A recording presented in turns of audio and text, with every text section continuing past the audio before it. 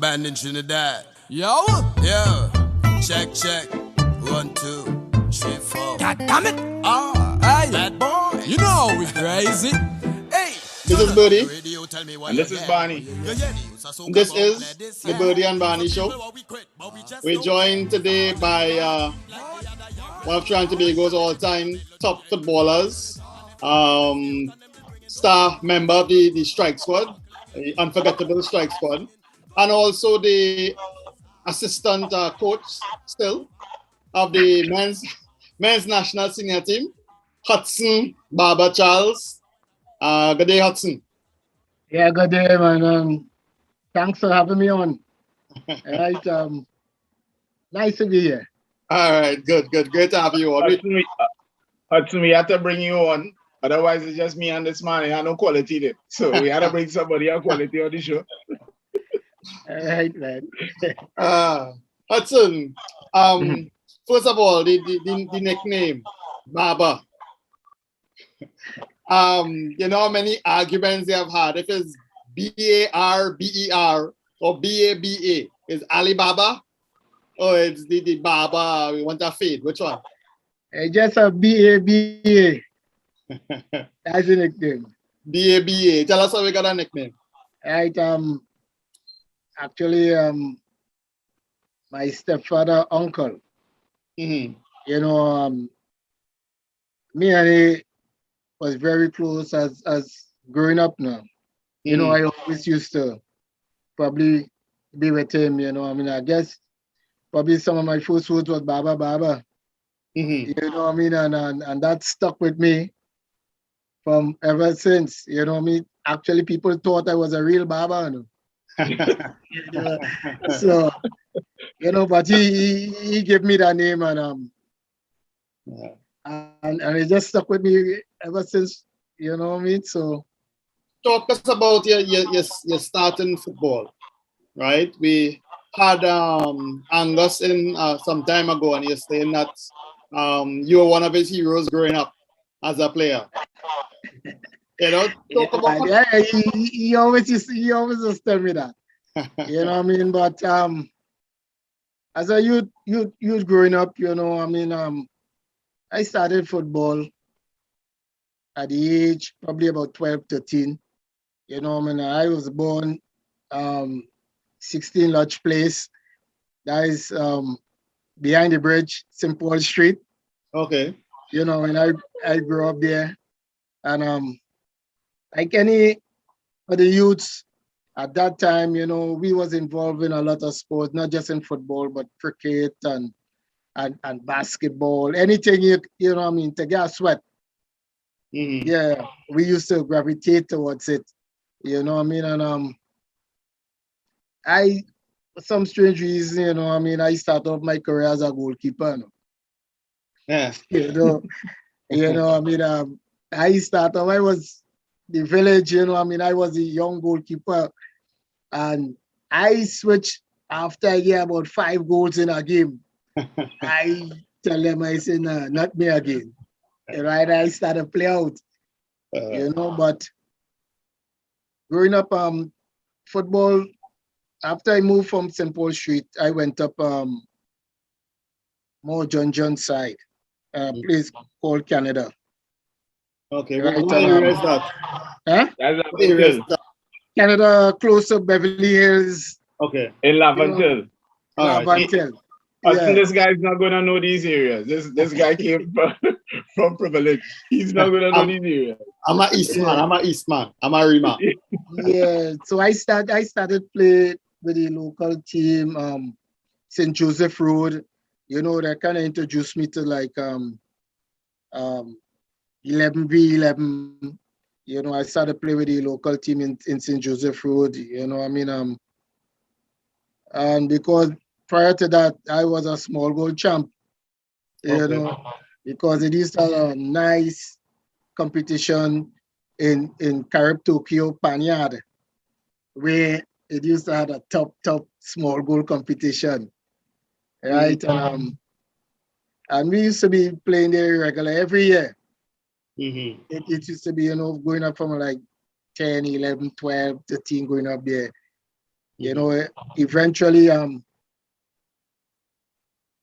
guy who saw me, you know, he asked me to come and play with St. Joseph Road youth team. So I went on, and you know, I had a stint with him after I started playing with local village team in John called Soulville. Right? We feature a lot under 16 in the Eddie Hart League. Right? And there's where I started off. You know, eventually, after Soulville, I switched to Caledonia.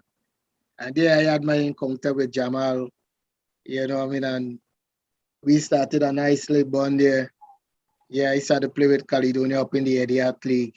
And it's there where I really started. Hutson, a couple things.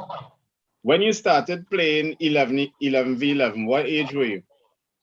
I was probably about 11, 12. Right. And you said small goal was your thing before that? Yeah, actually, any part we could have get to play small goal. We up in Beverly Hills, Canada. We used to it was a ritual thing on an evening to play small goal in the car park. All right, you know, we played like you know, one goal come off, you know, because it had a lot of youths, a lot of big men too, you know, and one goal come off. That was our thing. Right. Around that time, really, if it had too much of men waiting to sweat, but then we could have go St. Paul Street, we could have go Duncan Street, we could have go in the back of Mangaroos, we could have go, you know, all over and look for a sweat. You know what I mean? And that was the thing with the youth. Long one, you find it at too many people, but then you find yourself by a next place where, you know, small goal sweat used to go. You know, that was the thing around that time. Yeah, I watching the parallel between what you're saying and what Angus said, what Russell said, what and Shaka didn't get to do that, so we see what happened to him. He ended up as a goalkeeper. Right? Yeah. But I'm watching the parallel between the parallel with some of our top footballers from that era, and it playing to with my beliefs we're lacking now in our player development now. But we'll touch on that later. So, Baba, what would you say this small goal football added to your game? Well, first the tactical part of it, because, you know, small goal, it creates everything. You know, you're playing and you're moving, your touch, you know, I mean, your thought us, your speed of thought, everything, because, you know, is a close encounter. So you find like you had to make quick decisions, and you had to be moving off the ball. You know, so I think that is one of the things that kind of build my game, because if you notice in my senior years, I as a man love to run off the ball. You know, I love to find spaces. And I think the small goal helped me a lot in that aspect of it. What role would you say the SSFL played in your career, Baba? The SSFL or Colleges League? What role? Colleges League I back mean, in the day. it played a major part in my career, because You dribble from there, huh? You dribble Sheppy too? Is that Hold on there. and I think Hold on there. I don't go out and come back in my audio just now. Yeah, well, you do that. You had to disrupt us to do that. Yeah, I don't do it because I don't want to see. No, you don't want to see it. Yeah. I don't know if I ever played against Shapian. Before I go, Baba, your last year was 82, and 82, yeah. Yeah, my first year was 83. I play against Dread under. Not you. Oh, I watch all your win. yeah. No, Ross win the next year with that black doll in the goalpost. But yeah, Yeah. I was out of school. You try all kind of things. I was out of school already. All right, but talk about your school years though, and what you think it did for you, for your career. All right, as I say, my time in school, it played an integral part in my career because this was Mukurapo? Yeah, Mukurapo Senior Comprehensive. Mm-hmm. Well, at the time it was Mukurapo Senior Comprehensive. Yeah. And from there, I was end up playing with the national youth team. Got selected to play with Trinidad, the youth team under 19 at the time. Mm-hmm. I think I got a lot of attention, by the work that I was doing. I even got to get into the army due to my ability. At one time, it so happened that the trainer who was on our youth team, he was also a soldier. That is James Balfour. I think he was assistant to Bertil on the first youth team that went to Portugal? Yeah. All right, okay. James Balfour. Someday in training, he just come and ask if I wanted to come in army. And I just tell him, yeah. I didn't really plan to be a soldier, I was in school, as I say, I didn't really, was looking forward too much ahead to what I'm going to do after I leave school. How old were you when you joined the army? And what year was it? I was 18 in the year 1984. Okay. So I didn't have much time when I left school to dabble and from school at 18 straight in army. Mm-hmm. Lasana, make note of the age man when he left school and started playing with defense sports. Yeah? Another thing, Baba, what contribution you would say Ronald Eggs Alexis had to the development of your game? He played a big part in my development because and where did he coach you? He actually he actually teaches the game. I felt at that time, I could have coached after I left Mukurapo because he was at the junior set with us. And then he went over to the comprehensive. So, we spent a lot of time with him, and he break down the game and explain it into details for us. Also, he was the head coach at Rangers at the time, St. Anne's Rangers at the time. And during the off season, we used to go and play with Rangers. We had a youth team, Rangers youth team, which was consist mostly of Mukurapo students. And those who for the bill would have gotten an opportunity to play with the first team, which I probably at that time I was a right back. And I got a couple chances to play with the first team, which was, it was very good for me in my development. Okay. When did you move into midfield? Actually, when I went in army, Really? Okay. So at school football, you played at right back for Mukurapo? In junior sec, I was a stopper. Right. Right. And when I went to comprehensive, I went to the right back because And they had some pretty strong center defenders. And if I did continue, I probably would have been I wouldn't have make. Yeah. So if Baba continue as a centre back, Baba would have been hosting our podcast. You don't know about him. Lozano was a stopper.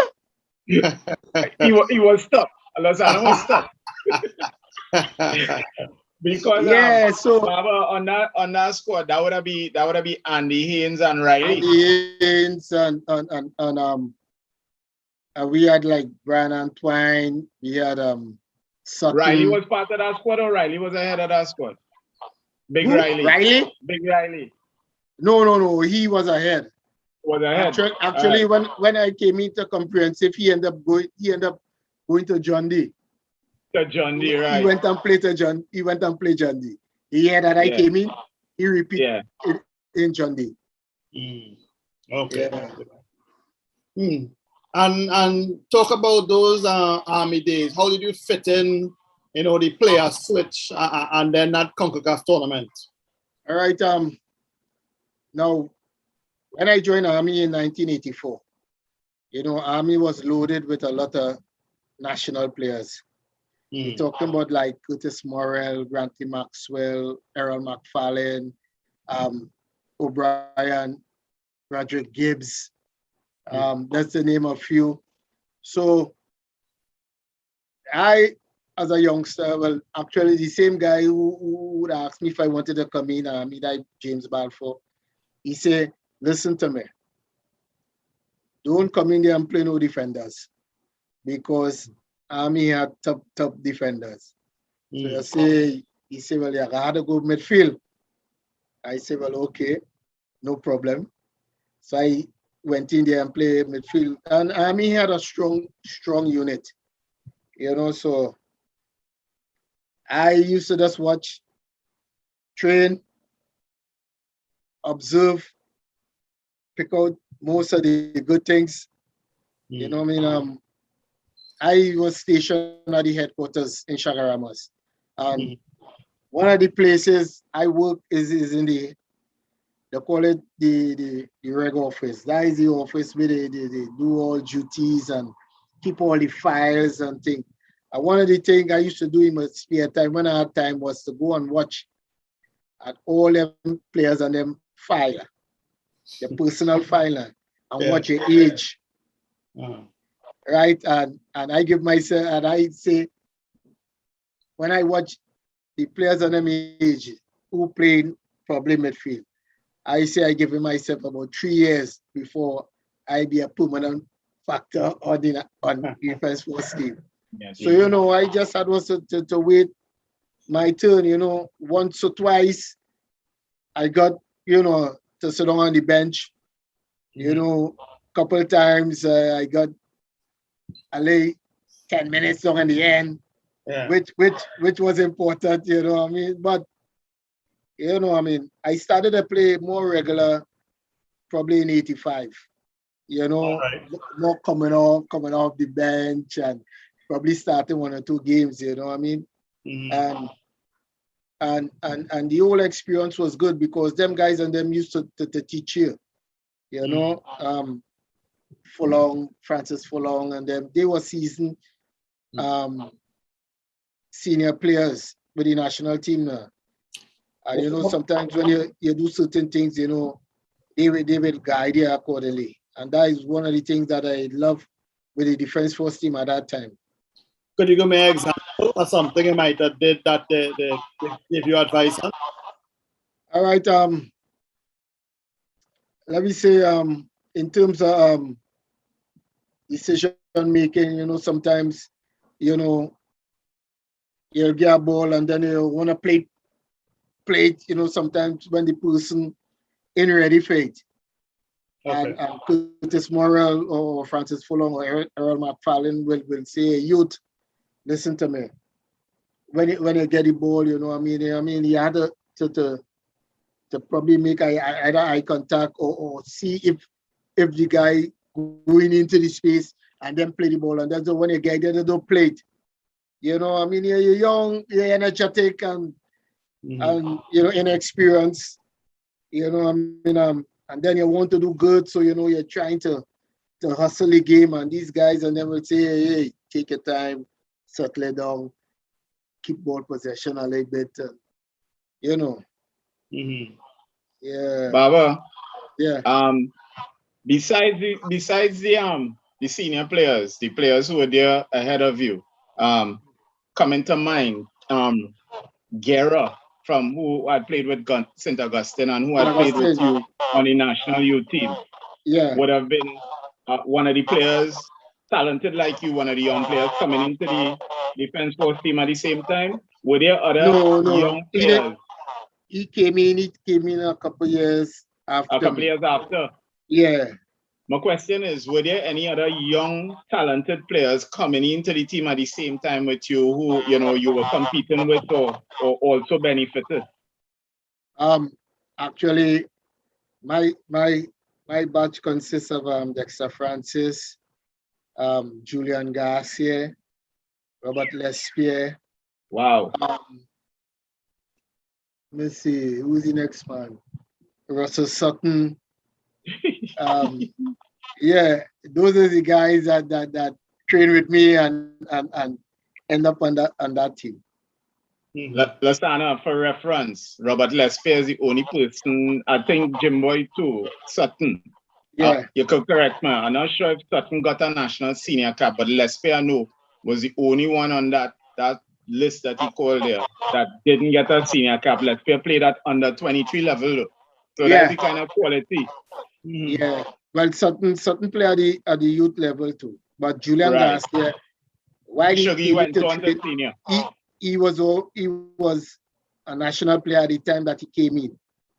And of course, me and Dexter Francis, we make our debut at the same time at the national team. All right. And that season, was it 86 when when Defense Force won the cup? 85, 86? In 85. 85. Actually, sorry. Well, actually, we won every major trophy that we played for in 1985. Talk about the experience of that Concacaf tournament, you know, and tell me about the style of play you all used at the Army and what you all are coming up against. All right. We had a coach, a very tactical coach named Kenny Joseph, KJ we call him. Right. He was one of the most tactical coach I think I ever played about. He would analyze a game and break it down in such a way that break down the opponents in such a way that when we train specifically on exactly what we would want to do against a certain team and how we're going to defend against that team. And every team, it was a different tactics. That's how good he was. And most of the time that we did it, we were able to achieve what we wanted to achieve. That is to win the game, right? But most of the time we played a 4-4-2, right? And our system, the design that although the forward's job was to score, but most of the goals used to come from the midfield because he emphasized a lot on of the ball running, which was one of my strengths. You know, and I was glad, you know what I mean, because I was kind of comfortable playing in that system because the two wingers always, they didn't used to stay on the wing when we attacking, but you see there were those diagonal balls between the wing back and one of the central defenders. That was the space we used to utilize a lot. And most of my goals used to come from making that run. Okay. What position you played at the time with Army at this point? I used to play out on the wing. Right wing? one of the wing midfield, yeah. Either right or left.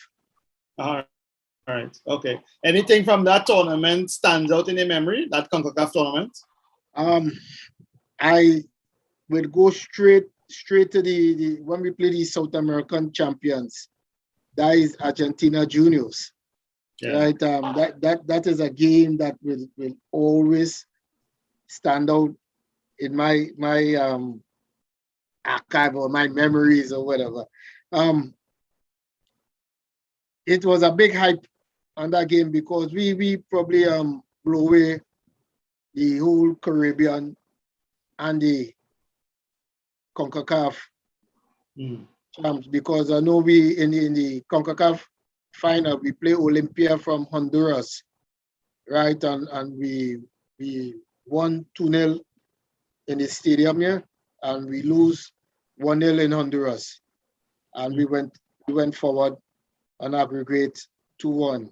And here it is, we had to play the South American champions, which was supposed to be home and away. But for some strange reason, I think our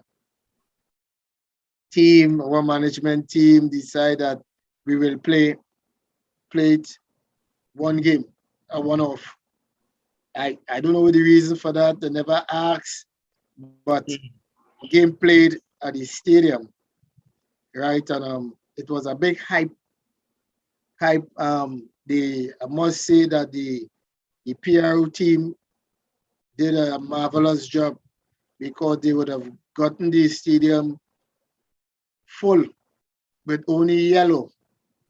You know, and there would be a lot on TV hyping up the game, and you know, the stadium was packed because Kenny Joseph was at the time was community dateline, and the time the morning program asking people to come out and support and pour on yellow, which the public respond to, right? And the game itself, you know, it was sad because in every day they was highlighting the Argentina Juniors teams. I think Maradona brother say was playing with that Batistuta, one of the national players. I think the other I could remember he because, you know, I mean, he was the sweeper behind Maradona in the World Cup, you know, with the beard and thing. So he was there, and I think we matched them on that day. We matched them. The only thing I thought went wrong for us is that Hayden Thomas, who was our regular goalkeeper, his father died at the time, and we had was to take Errol Lovell, who was training as a recruit, and bring him to save on that day. You know, I mean, and we lose the game 1-0. You know, and I think if Hayden Thomas was there, it would be a big difference. Yeah. But that's how it goes, you know, because the winner of that game was to go and play Juventus in Tokyo in the final. Yeah. You know what I mean? And you know, that as I say, you know, make you wonders, and that's why I say it will always stand out in my mind. That game that we play against Argentina Juniors. Could you imagine that would be the last time a Trinidad club would be playing at that level? Huh. And why has it not happened again, you think? You know, we have to be a little more professional and really work towards achieving our goal. How are we doing that? I know with Defense Force, we was a unit. You know what I mean? When we went to approach a game, they took off us all duties. We used to be separated. We used to live like in a bubble. Our team used to be in a bubble. We didn't used to eat with the regular soldiers. We didn't used to. We had our own dormitory. You know, so we train in the morning, we train in the evening, you know, we sit down and we discuss, we watch, you know, do relay board sessions, and, you know, we do everything as a unit. And I think we was real together at that time. I don't know if the other clubs at that time, you know, had the facilities was to do it, but Defense Force, you know, we had a nice unit going, and of course we had a advantage because we had a lot of national players. So, you know, and then most of us who came in was part of the youth system too. So, you know, we had a good thing going. All right. I remember Lance Lane, as you say that we have a good thing going. We had a good thing going. Strike squad. So, well, yeah, that brings us across the strike squad now. Talk about you know, that experience. You would be probably more ready for it than plenty of the boys after the Defense Force thing, but talk about the strike. Actually, I make my debut with the senior team in 87. Right, 86, 87. Because at the time it was Mohamed Issa and deceased Mohamed Issa and deceased Roderick Warner. Right. They took the team to the Pan Games in Indianapolis. Right, and then we stayed on and play our Olympic qualifiers against the US. I think we lose most of those games. And after we came back in 88, I think it had a change in coaches. That is when Gally Cummins came in. Right, and we went to at the time was a Caribbean Cup, right? The Caribbean Cup where we won in Martinique in 88. Right, and from there, you know, we started to build. Actually, the strike squad had so many players that we had a B team, and that B team could have beat anybody. You know what I mean? But the whole experience with the strike squad, you know what I mean, it, as I say, it kind of lift my career to the next level.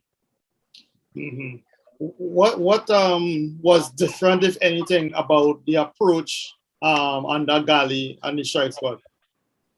Was there anything different about it? And Gally? Well, as compared to Kenny Joseph, for example, you said Kenny was the most tactical coach that you met. But Gally brought a certain level of great level of what he bring? A level of when you're patriotic, you know, and bring that meaning to what it means to play for the red, white, and black, to put on that shirt, you know me, to be proud.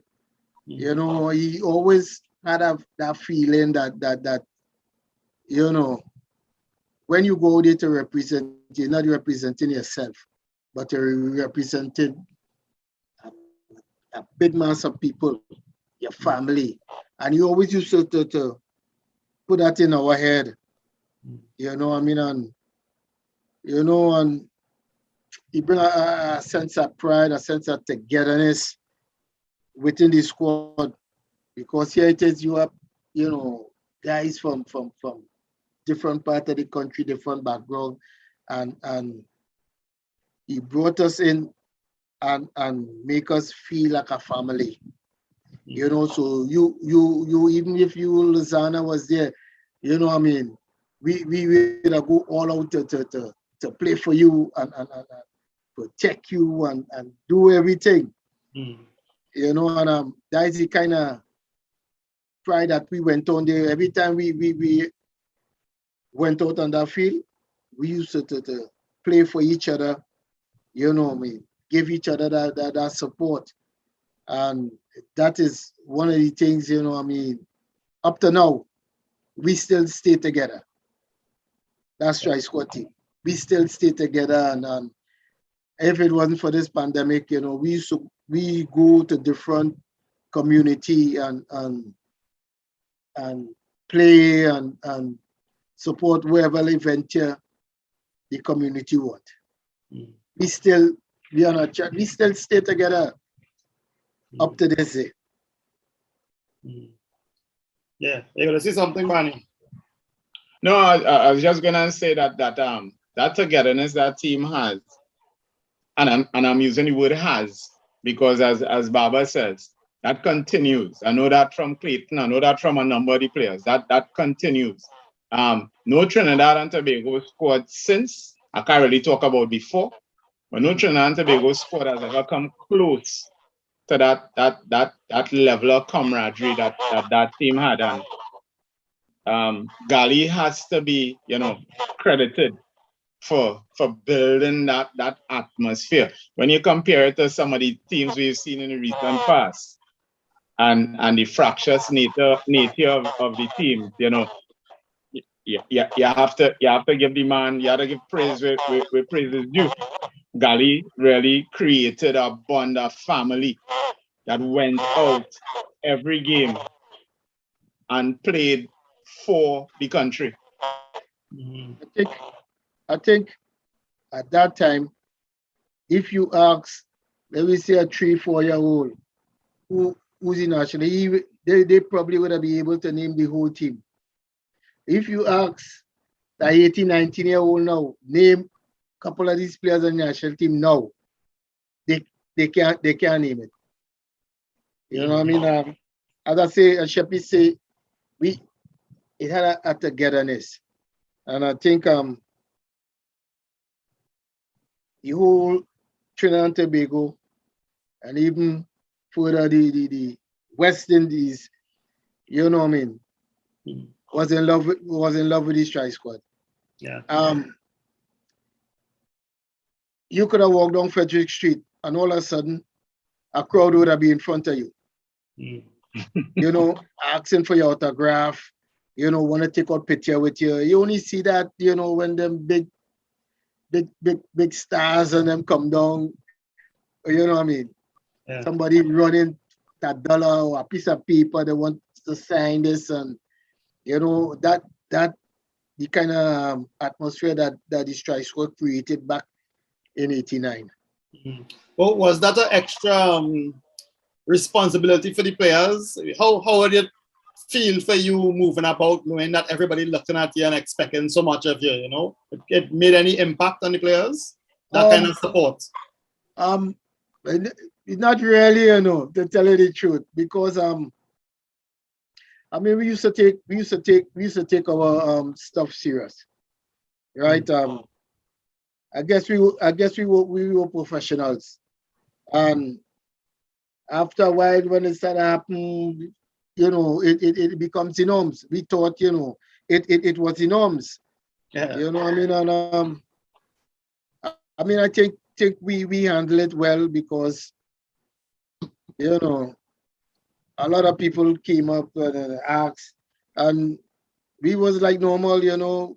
At one time, we went to train in the stadium, and for some strange reason, they had a function was going to take place at the time, and when you're watching these stands,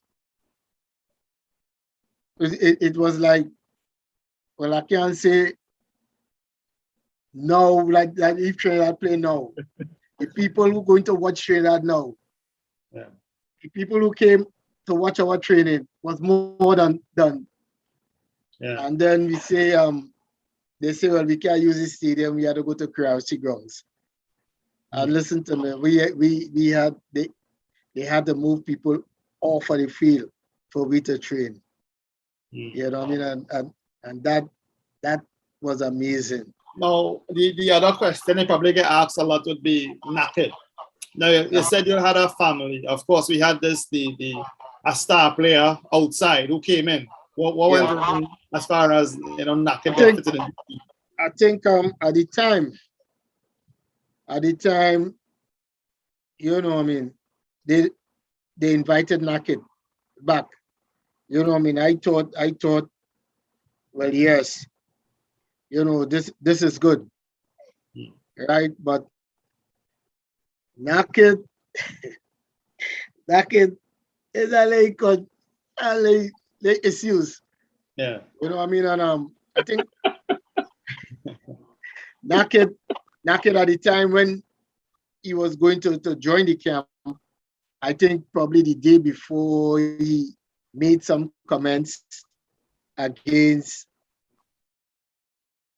the president and the association general sec, and he made some comments, and so he was already in the stadium after we trained to join the bus, and for some strange reason they get a call and say, hey, he's not to join the camp. And I think he would have done well. He would have done well. He had the experience, and he had the right attitude. Was to make the strike squad team. I think if he'd join us, I think the outcome might have been different. That is my personal feeling. Others might think different, but that is how I felt. Now, of course, the Honduras goal, that was your first goal for your country. And you scored another big goal again, of course, against America. First, the Honduras goal, that's the one that took us into the hex. What do you remember that goal and that game? Which one? The Honduras. US? Honduras. Actually, they score early, right? And you know, and as the game going down, you know, Gali and them always used to say, we always used to have attitude that we playing right down to the end. You know, we playing for each other, you know, we going right down to the end.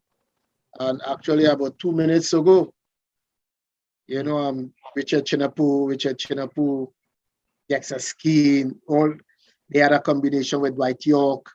And for some strange reason, Dexter Skeen, I think Dwight released Dexter Skeen up the line and he crossed. Chinapu went for a header and missed, and the ball fall straight to me. And of course, I side-footed straight up in the V. And we end up, the game blow off. I think was 2 minutes right after the game blow off. And, you know, that feeling feeling was unbelievable.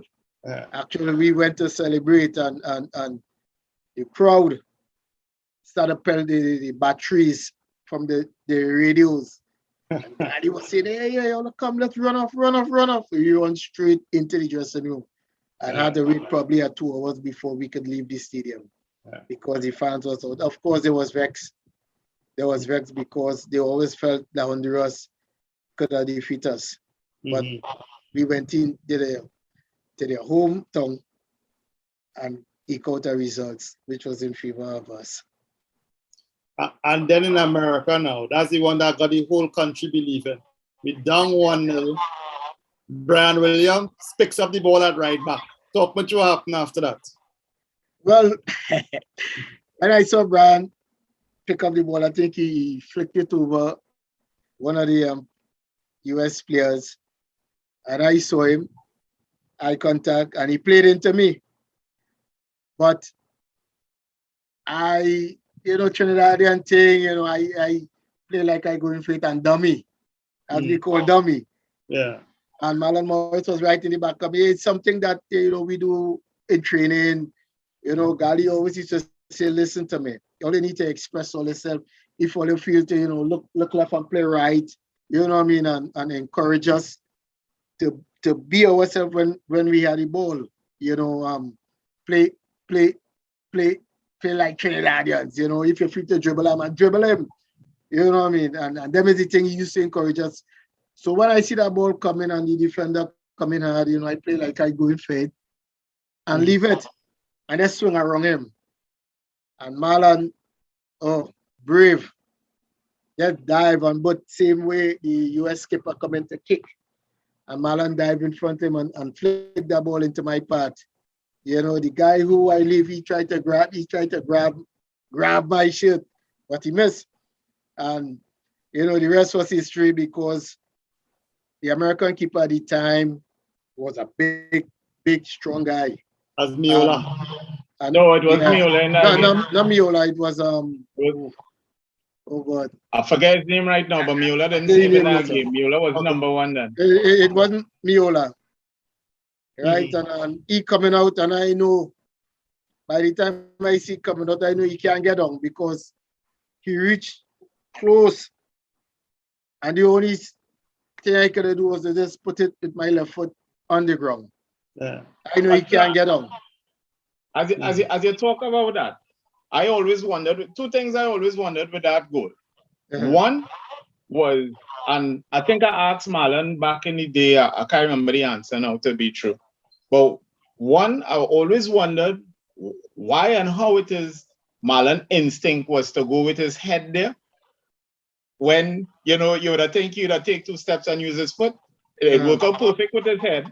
And that's the thing about it, was an instinctive move, right? But the second thing is your finish as a midfielder, and listening to you now and learning that you used to play on the wing before.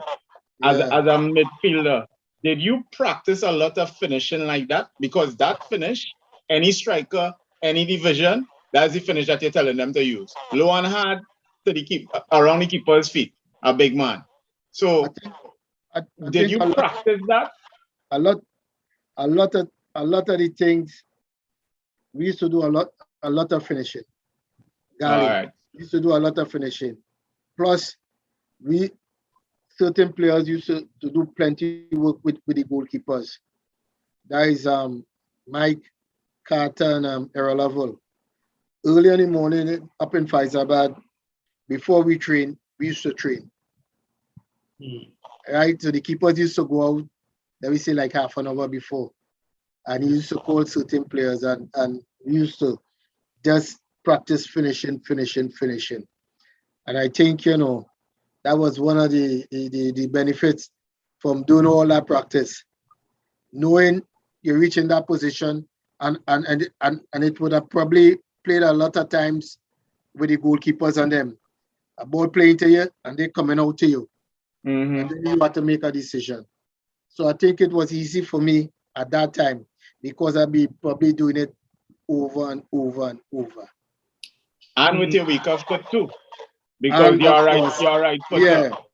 Because when we doing finishing at that time, you know, we do a lot of finishing both with your strong foot and your weak foot. So as I say, it wasn't a problem when I saw him, especially when he looked like Carton them in the morning. You know, when we practicing, so it was just easy to fit around them. Right. You know. I hear you. That's the first thing I think about Baba when I remember you as a player. The first word I would use is composure. Because I look at it all the way into your late 30s playing for defense force, and you didn't look like you was just sweating the field at all.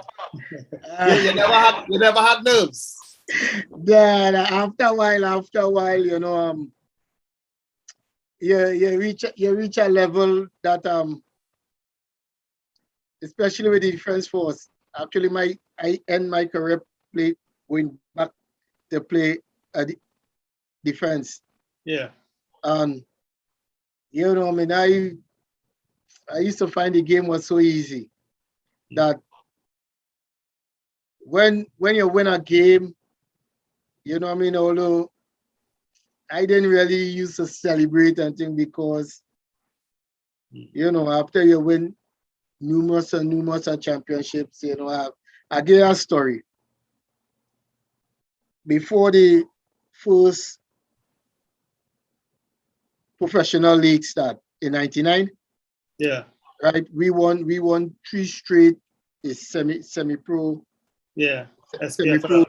Yeah. 3 straight. And I told the bosses, I say, after the 3rd one, I say, that's it. Because I wasn't really feeling the joy You know what I mean? Because I win probably all the trophies I could have won in Trinidad, and Fonso was the chief of defense staff at the time. And I telling him, Thomas, me and he sit down there because, you know, the Steel Orchestra carrying the team, they're celebrating, they're going around making a victory lap around PSA. And I telling him, Thomas, I say, but that's it with me, you know. I done 3 straight. There's a good time to go off. But the following year was the first year of the professional league. And some officer passed by and that's here. He didn't stop, he just here. And next minute, who I could see with his tall stride, chest up in the air, tall stride coming towards me was the chief of defense staff, you know, Fonzo. And I said, he said, Skipper? I say, yes, sir. He said, hold on. I say, yes, sir. Yeah, but I hear you talking some shit. I say, what do you mean, sir? Yeah, I hear you want to finish? You said, I said, yes, sir, you know, we win everything, and yeah, you're still talking shit. Well, you know, I think I was a full corporal at that time. I said, sir, yeah, well, as a sergeant skipper the team. I say, I can't remember. Yeah, well, all right. You play one more year for me, and he gone. I say, Hayden, you hear what he say? Yeah, Hayden, I hear. And actually, that I get a message. If I play the next year, he will promote me to be a sergeant. And actually, before the season finished, I was a sergeant. Yeah.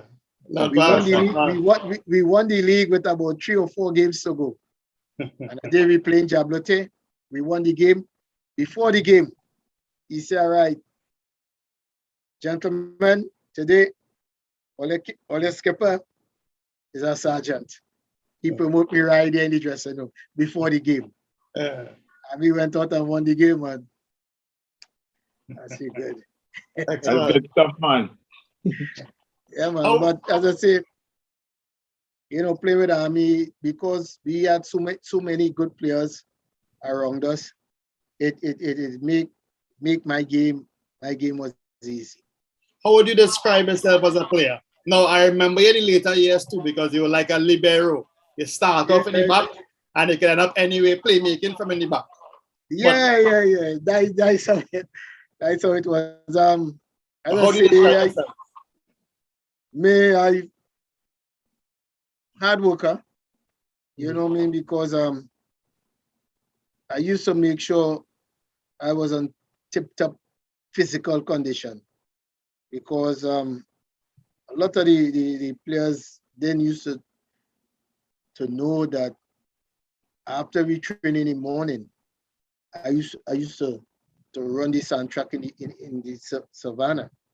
You know what I mean? I used to do my thing, unknowing I play plenty minor league too, you know. But in terms of physical, I used to base my game on being very fit, because I think long as you at peak fitness, I think whatever mistakes you make, I think you could clear it up long as you're fit. Right? And I always calm, always cool, you know, and that's how I could describe myself, you know, calm, cool, but always like to get the job done. You know, if somebody make a mistake, I always feel I could clean it up for them. Dexter Lee, you know, he used to play right back while I was playing stopper, and most of the time when he get beat out, or the player ball behind him, and he had to turn to run it down, I was right there to collect it and give him back it and say, hey, go ahead and play. Go ahead and play. You know, and try to make them other guys and them work as easy as comfortable. That's how I used to play. Okay. Part of that I attribute is to the fact that you understood the game a little better than most of the players. So you saw things happening before at Excel, you would see it happening, for example. And how would you say your playing helped your transition to coaching? As I tell you earlier on, Ronald Alexis,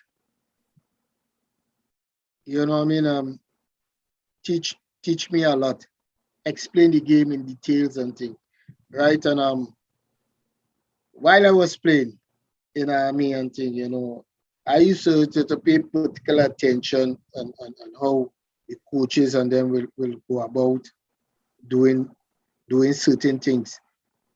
While we have a session, you know, I will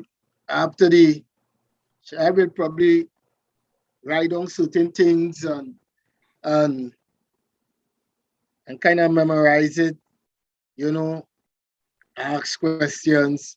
So, you know, in my later years, I start to ask questions, you know, I mean, and why this was done, how you go about doing this, kind of prepared myself because I always felt that I want to go into the coaching. So my later years, I used to kind of coach on the football field as playing as a centre back because I was a skipper, and I used to kind of coach, you know, coach, you know, tell them, hey, you go here, you come back in here. While I go in and cover, I making sure the wing back come me tucking, you know, and them is the kind of things I used to do. Hey, all right, listen to me, let me push forward. All right, stop, hold, let me defend. And you move here, you cover. Them is the kind of instructions I used to be given. So transition into the coaching thing kind of make it very easy for me. You know, Right. of course. Now, looking at some of the coaches you work with as an assistant, I mean, of course, you had your spell as head coach, which was successful as well. You worked with Vranish with the national team, right? Yeah. You worked with Stephen Hart, of course. Stephen Hart. Did you work with Otto as well? Otto, yes. I was one of the assistant coaches with Otto. And were you with Matarana too? No, not with Matarana. Okay. With the coaches you work with, and of course, recently with Angus, you can tell me something that kind of stands out for you with each of those coaches you work with? Starting with Branish, maybe? Well, actually, I will go because I was with Anton. Anton, right? Well, Anton was to the tail, right? Bright coach, right? I learned a lot from him, right? And Anton would break certain things down into detail, right? And that is what I like him for. Of course, he was passionate, you know. I mean, and there is some of the things that I like about him, right? Vranish was a coach who was detailed to in terms of timings, in terms of when you do certain drills, he stick to timings. When you have to do certain runs, he will have, you know, lay scientific now. That Vranish, lay scientific. You know, he will tell you you're supposed to make a lap in X and X amount of time, and he will hold it to that. Right? I think with Zoran, the time that I work with him, in terms of the tactical part of it, I think, you know, he could have, you know, do a little more, because it had certain things, you know, I was, as an assistant coach, I would have watched and realized certain things, and something that could have enhanced the team. But he's a man never liked it to play small-sided games for some strange reason. I don't know. You know what I mean? And no matter how I tell him, listen to me, hey, we doing the scrimmage and thing, but let me try and play some, like small-sided games. He will set up the field but never play. You know what I mean? And Otto Pfister, he had experience. He's a coach who will tell you what you want to do, and he'll allow Anton and myself to go out and do it. Mm. You know what I mean? And he would have probably come in a little part of the session and say what he wanted. But most of the work was Anton and myself. He would have say he like a manager. Yeah. But most of the time, sometimes he will say, Anton, come, I want to talk to you.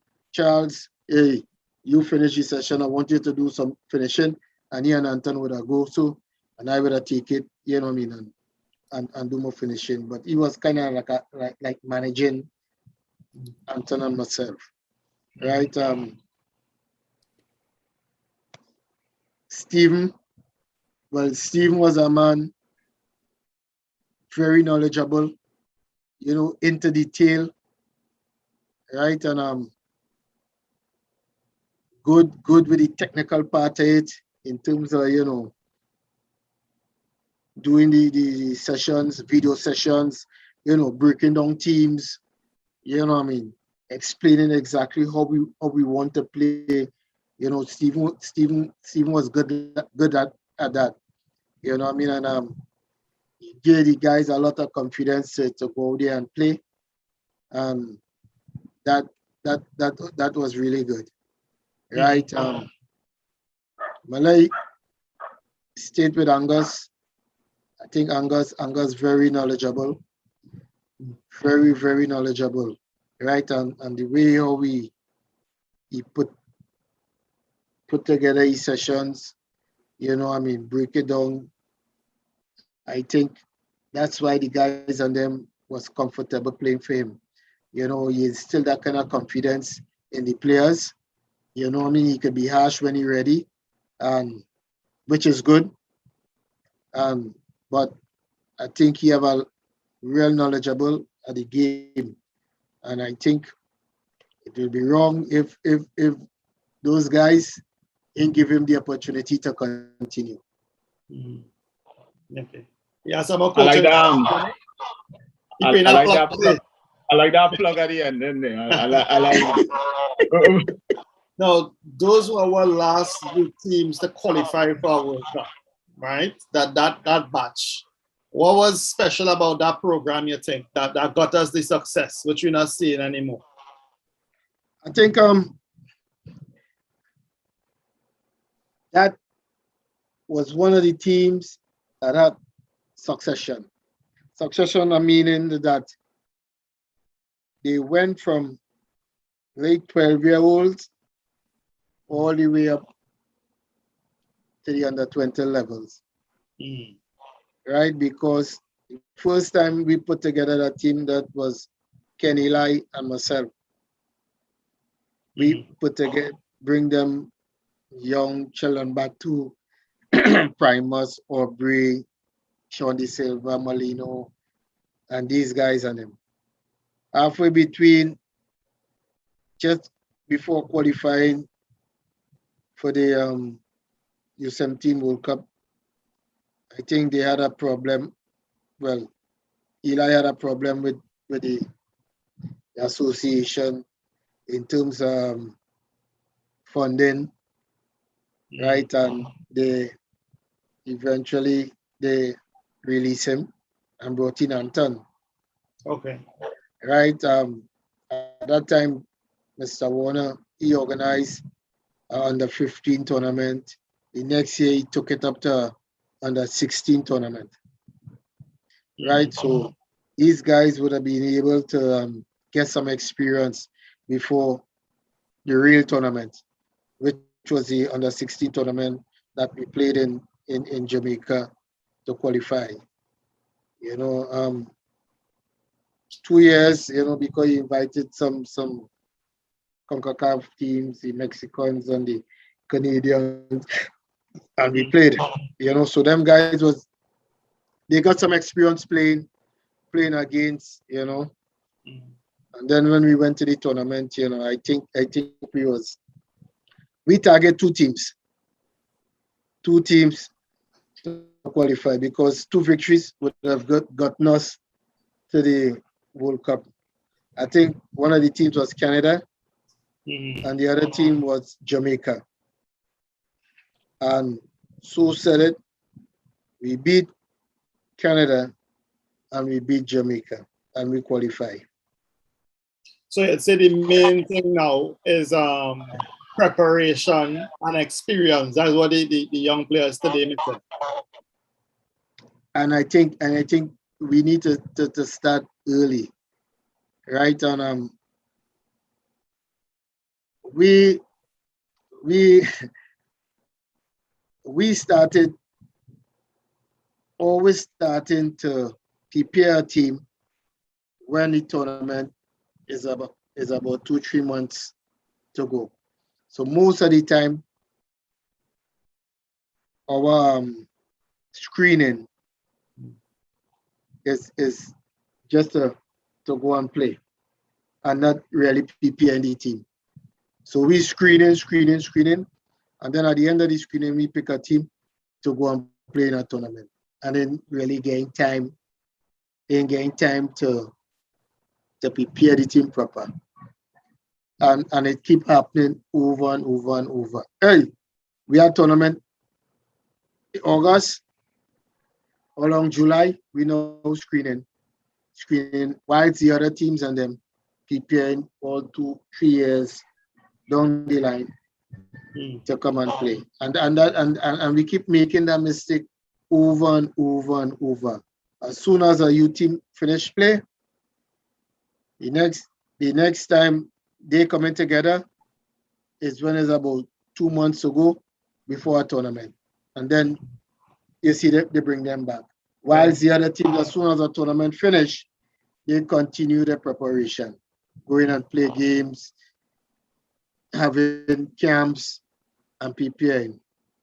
And when we fail, then we want to know why, or we blame the coach. But it's been happening over and over and over. And I don't know when it's going to stop, but it can't go on like that. I was about to say, when Hutson spoke about succession, it's really exposure.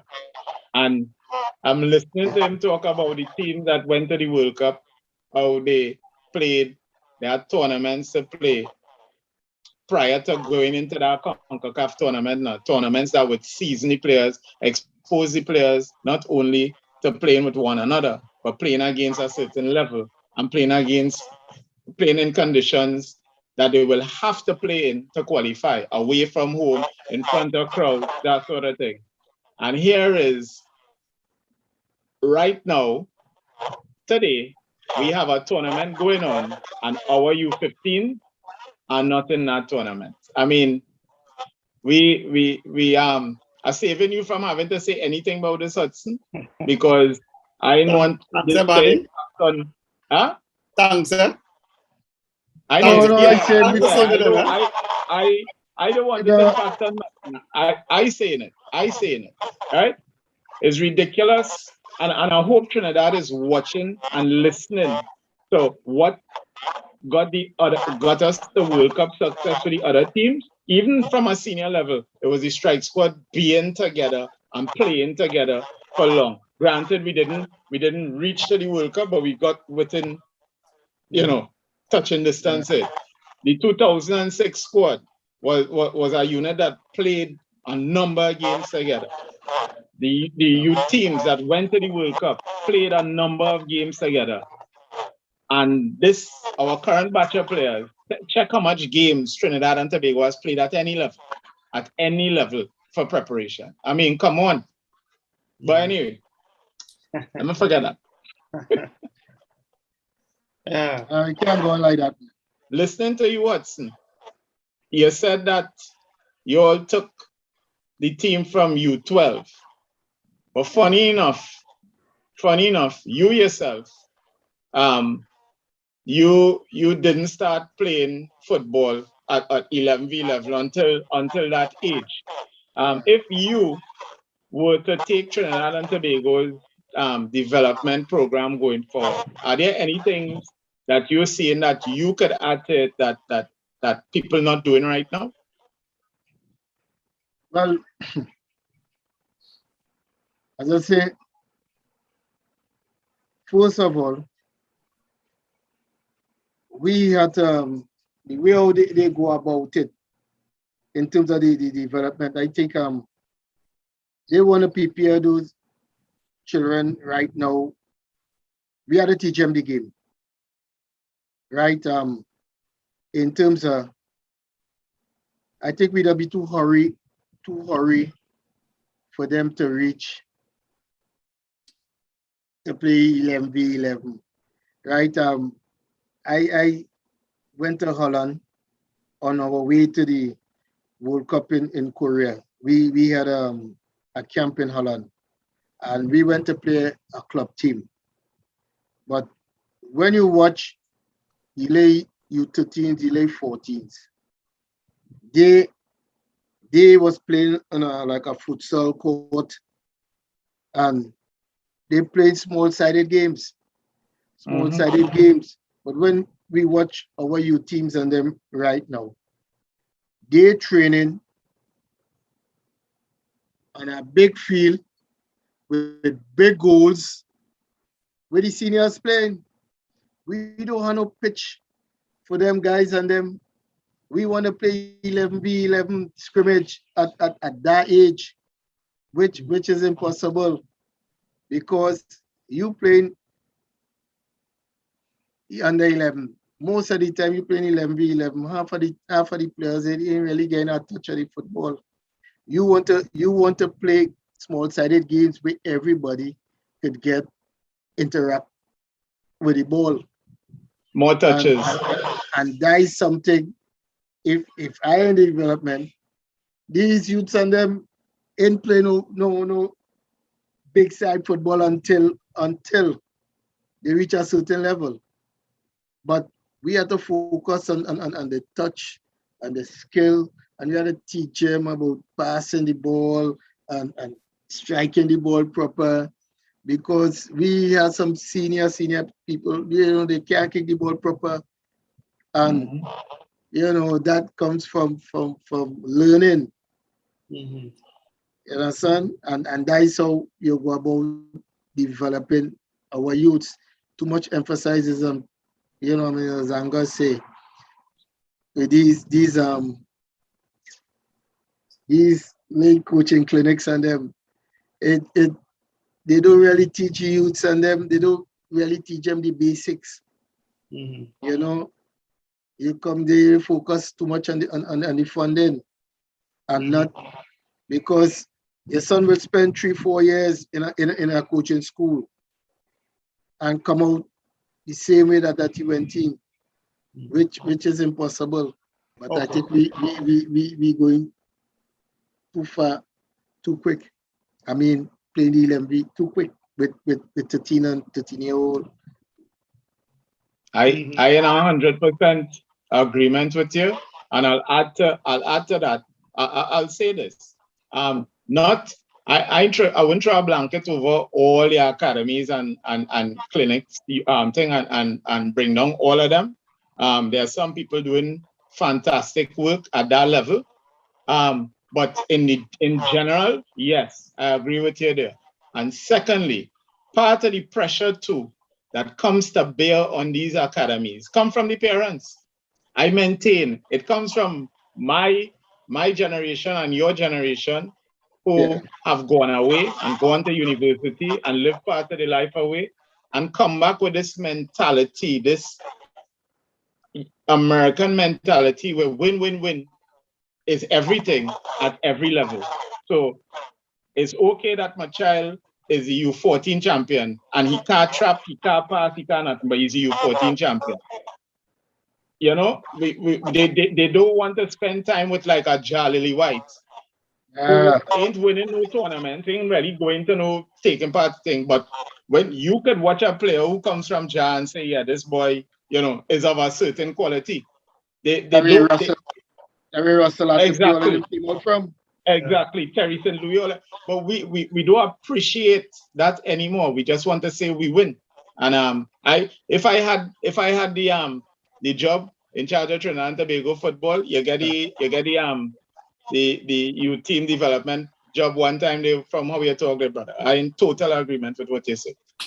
But I don't have that job, so don't go and take no loans based on what I say. I thought you were applying for the work there, Barney. For me? Me?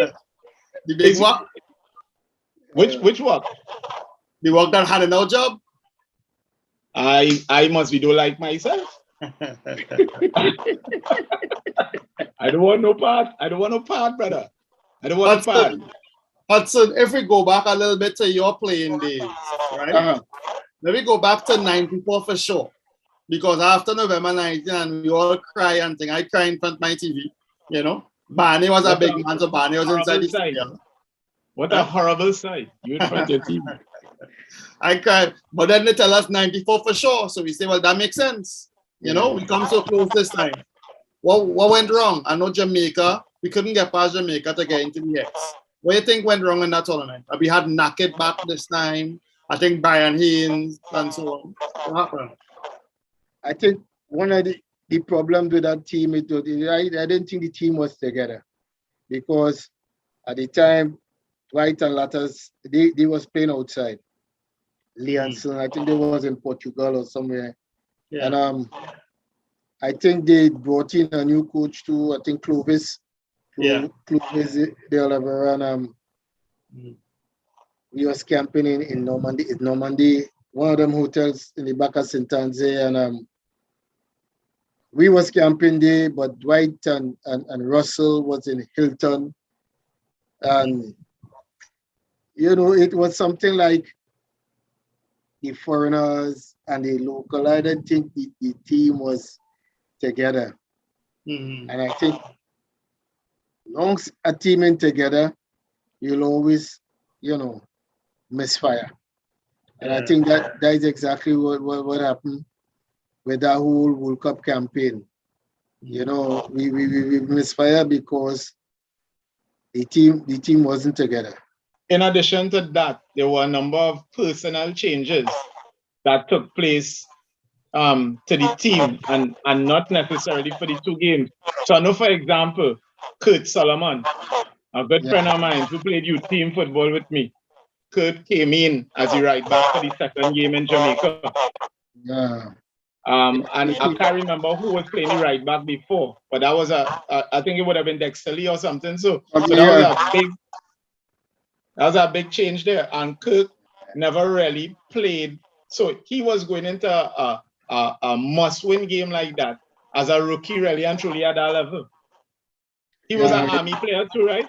Or was it Airport Authority? I can't remember. One of the two. Yeah, he was playing Airport Authority. Airport Authority. Yeah. So besides what Hutson has now told us there, where the team, you know, where, you know, it a foreign versus local. Even within the local, all the players didn't really weren't together for extended period of time like the 89 campaign. So it was night and day between two campaigns when you look back in hindsight, and the result show it. Yeah. All right. And the other question now, November 19th. Talk us through that day. You know, the preparation and so on for that game. That's one of our biggest mysteries kind of thing, you know. That's our AFC. I didn't tell anybody. I think November the 19th, we lose that game because I didn't think the staff was experienced enough in terms of understanding the conditions and the whole hype that led up to the game. For instance, if he was experienced enough, we would have known we could not come from Faizabad on that day. If he was experienced enough, we know we could have never stopped in the church on that day. I mean, it was something we do before every home game. You know, we come from Faizabad, we stop in the church, and we say, priest, do what you had to do, and we drive down the road. But those other days, it was smooth sailing. It was smooth sailing, and leading up to the game, because it had a week of activities, you know, ready and this and that and all thing. And when you watch the hype that game was building, you know we supposed to stay either in probably Crown Plaza or Hilton or somewhere, or even one of them army camp and stay, you know. But I think we took it for granted. We took it for granted and spent majority of our energy before the game. Because listen to me, it was terrible. Usually, You go into a game, you don't want that kind of hype, I should say. It was terrible. generally speaking, how long would it take you all to get from Faizabad to the stadium normally? We probably will take about, I say, 50 minutes. 50 minutes? 5-0. Yeah. And on that November 19, what time you all left Faizabad and what time you all got to the stadium? Man, it felt like forever. We probably might take nearly about 2 hours. Because we left a little earlier. It take about probably 2 hours because we left Forest Reserve. Of course, it had some cars came there the night before. Some people spend the night in the camp. I'm talking about on the road from the bungalows that we stayed in. You know, every junction, and here it is, we traveling in 2 maxis at that time. Big maxis? Big maxis. A big one, yeah, and a small one. Who was it, the small one, players? It had some players. Because their legs would be more cramped and so on, also. You understand? Yeah. And here it is, the Americans had the army, big ass bus. You understand? Yeah. They had a big bus, comfort, air condition, everything. And there it is, we in 2 maxis and had a stop at every junction from coming out of Faizabad. Why? Because crowds on the streets like a Juve. Maxi come in, crowd in front of the maxi, they don't want to move, music playing, like a Burdie, something. Everybody out the window waving. You move from that junction where you meet the next junction, is the same thing. We reach in a approach by the church. If the church holding 500 people, it had about 5,000 people in and out of the church. So the whole grounds of the church was packed. Now they leave about 2 rows of chairs in front of the church for us.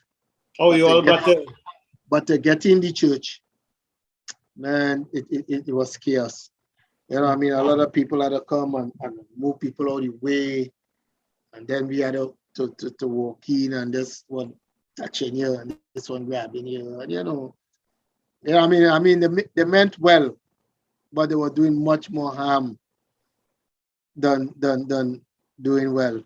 And then when we go in the church, you know, AC, it hot, and you know, the priest had to do the thing. And when we done, we had to fight the way back through the crowd to get back in the maxi and continue the journey to the stadium. Now reaching the stadium is our next problems. Mm-hmm. We had to stay in the maxi. What was it seems like at the stadium? From early, about 10 o'clock, on the radio, they're telling people don't come to the stadium. It's full. Mm-hmm. So when I we was reach, down there at that time. people I was who, down there at that time with my ticket. people who had a ticket, I'm talking about genuine ticket, they could not get in the stadium. All the steps leading up to the top of the stadium was packed. Nobody could not go up. Nobody could not come down. Everybody just did. And for some strange reason, nobody want to leave. Everybody want to get in the stadium. But the stadium did all the aisles were supposed to be clear. That was packed. And here it is, the maxi. As the maxi pull up, a crowd just run to the maxi. They bang in. Let me just add to that picture for Lasana and for viewers. You're gonna confess, Barney? No. I have no confession. I was a real orderly person. I went down there early with my ticket to get in. But what I will say, that scene where Hutson painting is not the full thing. When if people could visualize the entrance that you're coming to Jean Pierre complex from, right? Yeah. There were people on the grounds of the stadium. From there, you could say, all the way around the stadium where on the covered side. That was a sea of people. So when the maxi was coming in and all, it was people that had to come through. When the maxi stopped, because I was right there with my ticket in what started off as being a line, but end up into a big mob in front of the turnstile to get in. And people had to climb out of the maxi and go on top of the maxi and try and ask people to move, and it was real chaos. I got into the stadium with my ticket in my hand still. Gosh, man, you got to confess. It had nobody to take the ticket, pal. Everybody had genuine tickets. Yeah. You know what I mean? But they could not get in the stadium. How did you all get into the ground, Hutson? You had to be lifted over people, or what happened? No, some guys had us to come and form a barrier, both left and right. And we actually had us to run inside. You know, and a lot of people was crying, you know, God, help me to get in, help me get in. And you know what I mean? You trying to focus on a game and seeing all that kind of chaos and sadness, and I mean, as I say, it played a big part in how we went on to play that game. Because if you really sit down and watch that game over, I didn't think we didn't play like how we are accustomed playing. You know, the energy level was down. I think the policeman who really played, like, show something like us, it was Dan Williams. But other than that, the team was flat. Could you say before the game in the dressing room, did you sense anything at that point in time that was different to what it usually felt like before the game? No, well, when we reach into the dressing room, you know, we walk out to the pitch, and, you know, I mean, seeing a sea red, you know, I mean, it was nice, but, you know, I didn't really felt nothing, you know, I done picture myself in Italy already, you know, and it it it it hard. It hard, you know. I mean, thinking about it, you know. I say, I know much times I wish, you know. I mean, we could do this thing over again, you know. But I try to forget, but you know, we had a lot of things for me here that remind me.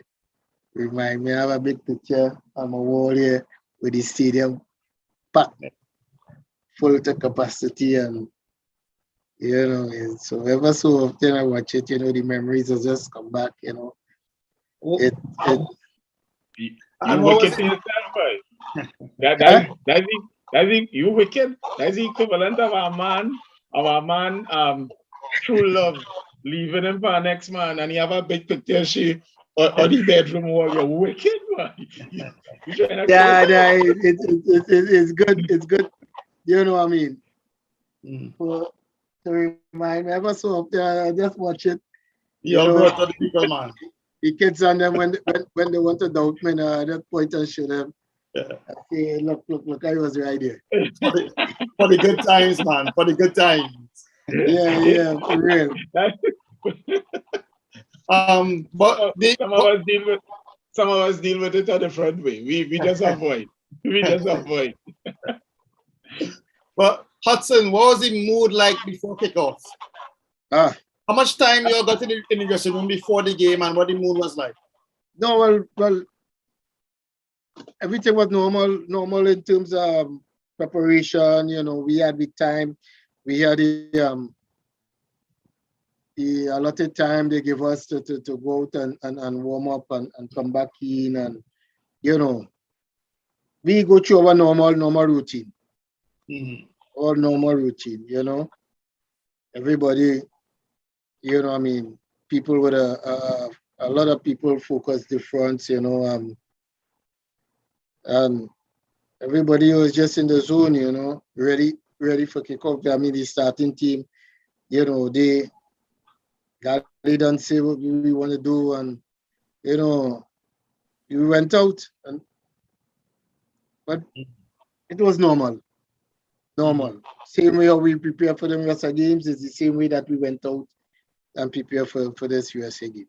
Okay, so they weren't like nerves or anything like that. Whoever the joker was still the joker. No, I think it had a lot of confidence, you know, saying that, hey, we really believe that we would have won the game. You know, and that's the mentality we went out there with. But as I say, the energy level wasn't there. Okay. What parts of the game you remember? The part of the game I remember is that Calgary scoring, and you know, What went through your mind at that point? I was saying, hey, listen to me. I wanted to go on one time. You know, I said, I mean, we had time, and I said the goal will come. And probably second half, I was just watching Gali all the time for just to say, soon warm up. Because I felt if I go on, I could have scored. But the time that I went on, you know, I mean, I think the time was, I thought the game ended so quick at the time I went on. You know, I mean, it was one of the most saddest feeling I ever felt, you know, after that game. You know, this is the first time I'm talking to somebody who take part in the game. And I really feeling the the sadness and the heaviness coming from what I'm talking here about. Are really feeling that you're living over the moment right now, that it's going through your head right now, you're living through the moment right now. And that must have been painful. But I really doesn't like to talk about it because a lot of one of the questions I get is why you didn't start and how come the coach didn't start here. You know what I mean? And I doesn't really like to talk about it, but somehow in every conversation that the strike squad come up, you know, they keep asking. So how come you didn't start? That's a mistake the coach make. But you know, I mean, I didn't think it was a mistake. That's how it happened, and it happened. And you had scored off the bench already, right? Yeah. Against Honduras, you came off the bench and scored? No. Against USA? I started the game, yeah. I played the whole game. Against USA, you came off the bench and scored? Or you started then too? I started a game too. All right. So okay. so everybody thought that because of how I equalized in the USA, I should have started. I think the US coach, I think he mentioned that one of the players that he did fear was myself and Alabi, two of the players. So when he watched his starting list and he saw us on the bench, I think he was okay. Yeah. That's Gansler. Bob Gansler, I think, was the coach. Yeah? I think Gansler was the coach of the US at that time. Bob Gansler or something. So was his name.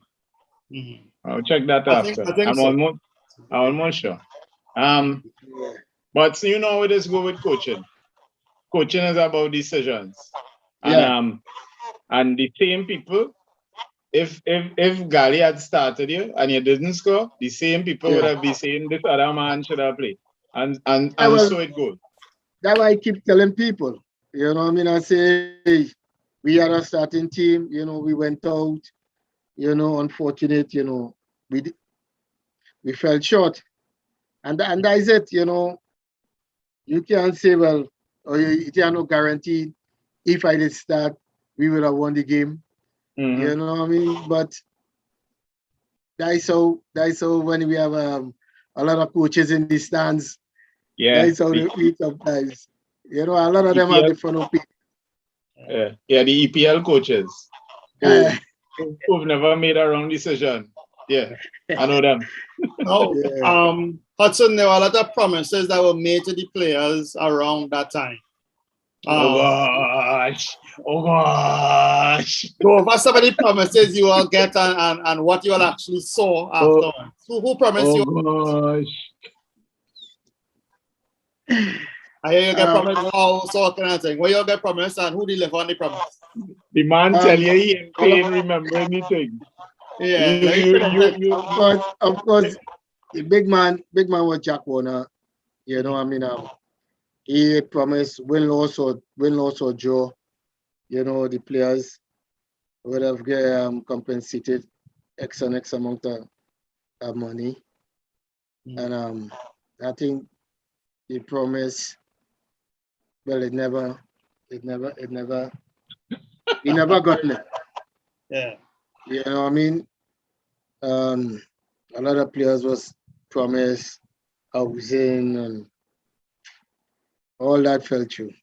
You know, I mean, after doing interviews and signing papers and none of that never really came. And I think we was preparing to play. I think it was some games that came up, some tournament that came up, and you know, we was preparing, and Gali keep asking Jack about the fundings and thing, and I think he got fired. He got fired that day, and the whole thing, I think they swap the majority of the senior players and bring in a lot of youth players and took them on the tour. Mm. But a lot of promises make and it wasn't kept. How did you feel about it at the time? Huh? How did you feel about it at the time?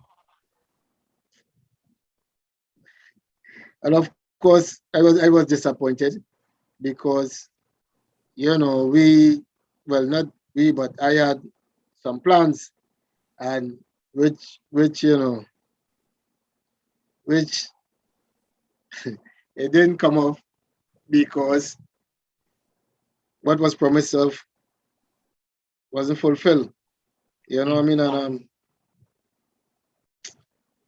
I well, I don't really like to take on too much of thing. I don't really like much thing to stress me out. You know what I mean? So I was I was employed. I was in the army, and I was getting a salary, and I said, forget that. And if I ask you, what is your best game, the game you enjoy the most for Trinidad, what game would that be?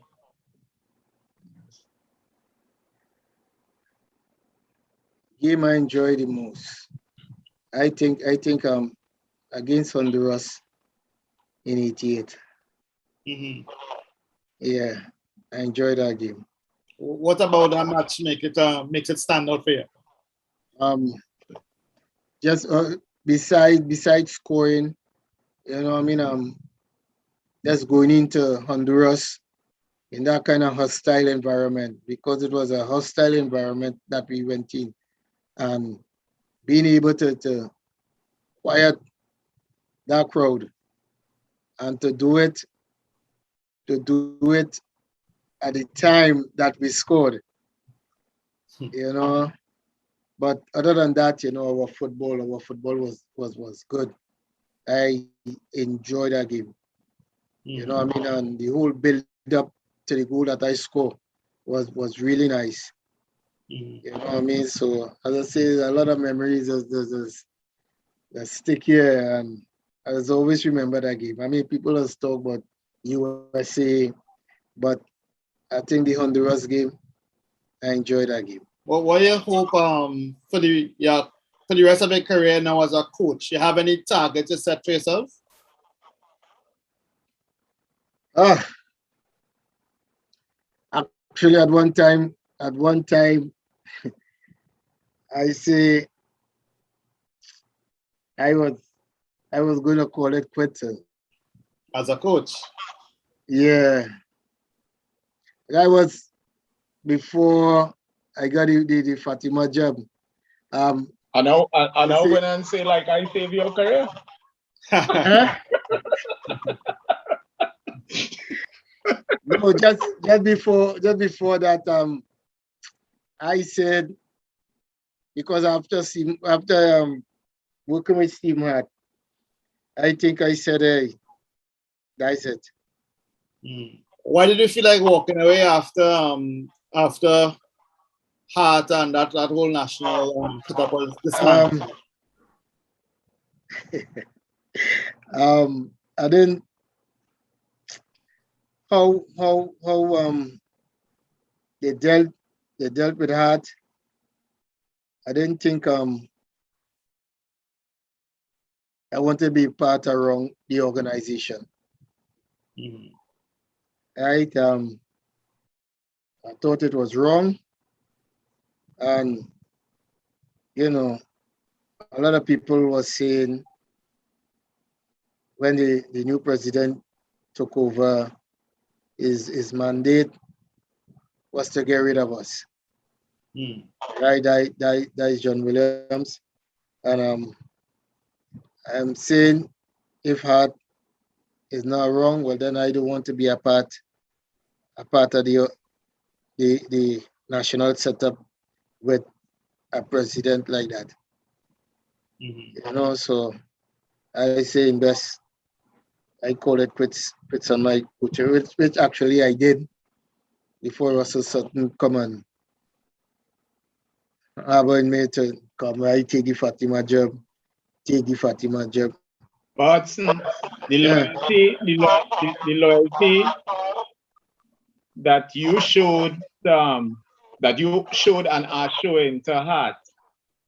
Apparently, now all your technical staff members had that same loyalty because it's within all your staff that help put the knife in the man back. So I know I'm putting you on the spot here, but what really went on there? It's something like I know in talking to Derek, I know Derek had a respect and a loyalty for Hart. I'm hearing it from you too. Stephen Yeah, Hart well, transmits that sort of togetherness thing, but yet as an outsider looking in, I read and saw some comments coming from part of the technical staff that you know that were against Hart. I think one of the vice president get to them same guys who you're referring to. You understand? Because I could clearly remember the whole incident came about with John when he gets some injury. Yeah. Recommendations took place with the medical staff, and they was blaming John for the goal that Honduras, one of the goals that Honduras scored. And you know what I mean? After the game, the talk is that Hart didn't want to listen to the medical staff. They give their views and Hart didn't listen to them, and they decide to quit. But we had a togetherness within the staff. I think, you know, after the day's play and we relaxed, everybody used to meet in a room. You know, either we play relay, roomy for come in, come out, you know, and we socialize and we talk and I found it strange that after the Honduras game, we spent a whole day before we travel back to Trinidad. And how come they didn't discuss what took place with John and that whole medical thing? Why wait till you come back to Trinidad and then announce it? And you know, make the staff look like they're not together. And you spend whole day in Honduras with the vice president sitting on the table and chit chatting and if the medical Who was the vice president? Oswald Davis. Ewing Davis, right? Yeah. Ewing Oh, Davis. Ewing Davis. Ewing Davis. Okay. And I'm saying, if you had a problem, and we know we could have go to Hart and discuss anything because we was good and we was together like that. And you spent a whole day in Honduras and never once you came and tell Coach Hart what happened during the game and what happened, why you didn't so and trash it out right away. Why come back to Trinidad and then make a big thing in on the press but I guess as Sheppy say, they had somebody had a plan. And end it all, I think that will really cause the whole reaction why he had come on there fire. Well, part of it. Yeah. Okay. And tell us what brought back your enthusiasm for coaching.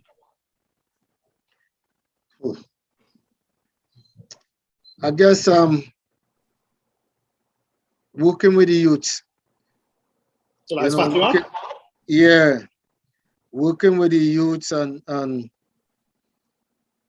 seeing, you know, your work.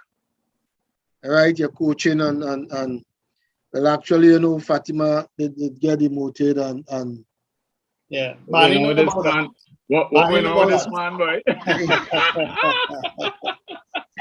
I didn't know all about that. Go ahead. Right, and you know, given the task to bring them back up to the Premier League. You know, I mean, I kind of look forward for that challenge. All right. Anything else you want to add, Barney? No, not at all. I need to go and see. I see my technical director call me while we talking, and I need to go and see if I still have a job. Well, Baba, Hutson, we appreciate you coming on and sharing some of the memories and everything with us. So very good to have you on the Burdie and Barney. Yeah, brother. That's good, man. Nice to hear you. All right, Thanks, guys. All right, Baba. man. Thanks again. All right. Take it easy. So, Sheppy, Yeah, next time we interview Hutson, we talking early years to 2017. We don't want to talk about nothing else after. I find this man bringing up Fatima, I think, too often today. We want to talk about we talk about everything before that. Make sure the video looking good on Okay. The video could never look good on your side, Lasana. On my side. My video file. Wait till the man have magic. The video could never look good with your partner. They don't hear me. My video. Baba working with that. Baba using an upload. Or you fixing it or no? Using an app like Lasana. I realize them devices get problems with these. See that closet behind you, Barney? You gotta open the door and just go inside that closet for about an hour. Give you a little breather. I notice menace quality. That ketchup throw on the jersey there? You see that there? What stain is that on the jersey? Before we get started, Baba, on a scale of 8 to 10, how excited you are about Manchester United getting Ronaldo today? On a scale of 8 to 10. Gosh. Very excited or super excited? Ask me. are you super excited, Sheppy? Man, I was excited as when I had diarrhea. I can give a damn about Manchester. I can give a damn about them. Testing 1, 2, 3. Cristiano, goals from a side. Check. Sancho, Rashford, Ronaldo. That video from Lasana, from Lasana side there. That's the only thing we can't fix. Nothing can fix that. Look. Let me go, yes? So I can move far from Barney. Change your jersey now. Change your jersey. Heavy vibes with that jersey. So this is Burdie. And this is Barney. And we're out. You gotta come with something a little more original from now on, Yeah. Next time. That's getting that. Well, leave me then, bye. Well, leave me then, bye. Okay. Too far. Well, so when I jump or when I wave, people like it on the Congo misbehave. People like it. The people want it. People like it.